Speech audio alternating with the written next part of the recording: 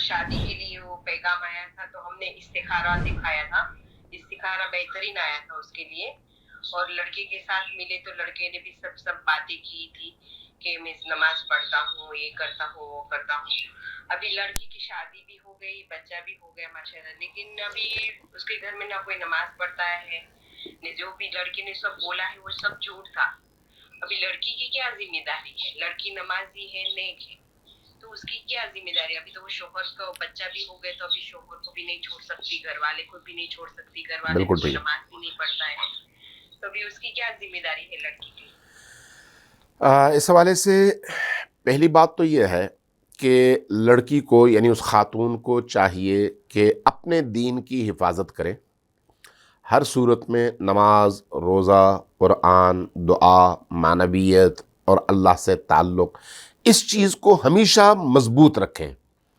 یعنی گھر کے ماحول سے وہ متاثر نہ ہوں بلکہ اپنے مزاج اور اپنے اخلاق اور اپنی عبادات اور اپنے عمل سے گھر کو متاثر کرنے کی کوشش کریں. ان کی ذمہ داری پہلی تو یہ بنتی ہے. اسی طرح سے اپنے ساتھ ساتھ اپنے بچے کی تربیت پر بھی اس حوالے سے زور دیں. ہو سکتا ہے باپ بد اور برا نکلے لیکن بچہ اس کا بہت اچھا ہو, اس لیے کہ اس کو ماں کی تربیت نصیب ہو. لہٰذا بچے کی تربیت پر وہ پوری توجہ دے اور اس کو ان کی طرح نہ بننے دے جن کو دیکھ کر وہ پچھتا رہی ہے. یہ دو باتیں ہوئی.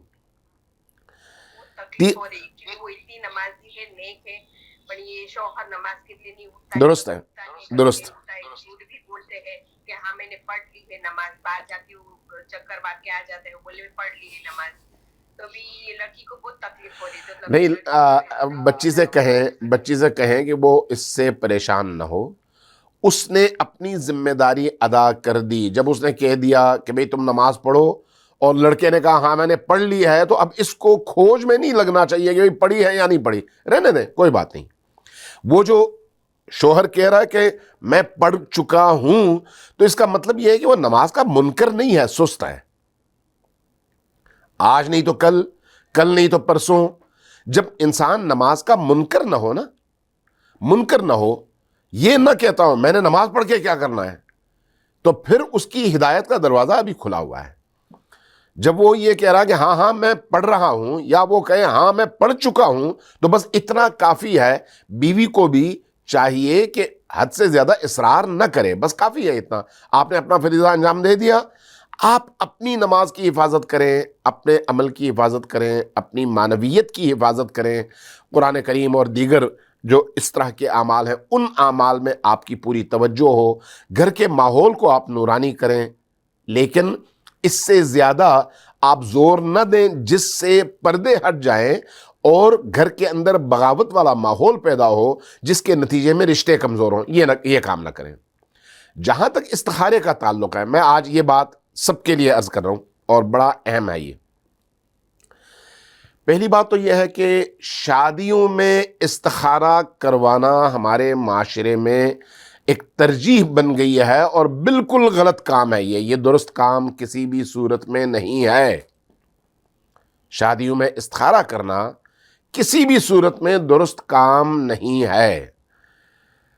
استخارہ شادیوں کے لیے نہیں ہے, اور شادی استخارے کی وجہ سے کامیاب نہیں ہوتی.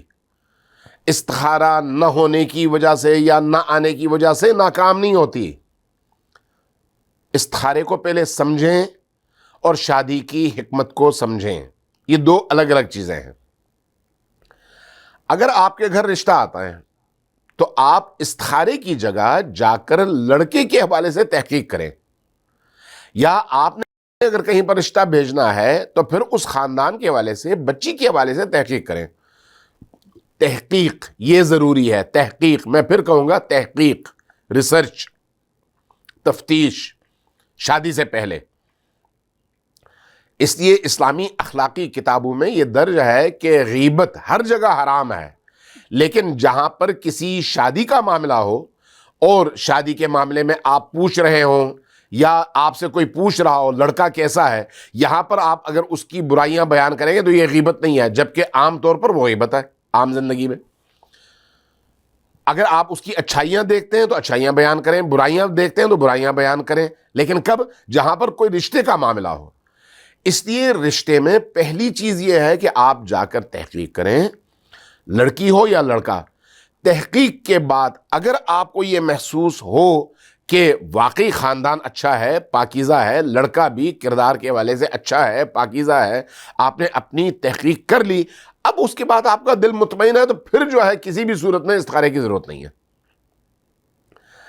استخارہ وہاں پر ہے جہاں پر انسان دو دلی کا شکار ہو, کروں نہ کروں, کروں نہ کروں, کرنے میں یہ فوائد ہیں اور یہ نقصانات ہیں, نہ کرنے میں یہ فوائد ہیں اور یہ نقصانات ہیں.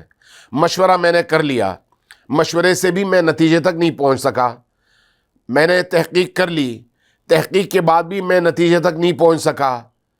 اس تذبذب کی کیفیت میں جب میں یہ دیکھوں کہ مجھے سمجھ نہیں آ رہی, تو شادی کا معاملہ ہو تو وہاں پر احتیاط کرنی چاہیے. باقی معاملات میں استخارہ کرنے میں کوئی حرج نہیں ہے, تاکہ اس دو دلی کی کیفیت سے انسان باہر نکل سکے اور اطمینان کے ساتھ یا ہاں کرے یا نہ کرے. لیکن جہاں تک شادی کا معاملہ ہے, وہاں پر استخارے کی نسبت اس کو جا کر تحقیق کرنی چاہیے اور معلومات کٹھی کرنی چاہیے, مطالعہ کرنا چاہیے, دیکھنا چاہیے. اس کے بعد جب دل مطمئن ہو تو اس اطمینان کے مطابق قدم اٹھانا چاہیے. استخارے پر ہاں یا نہ نہیں کرنا چاہیے.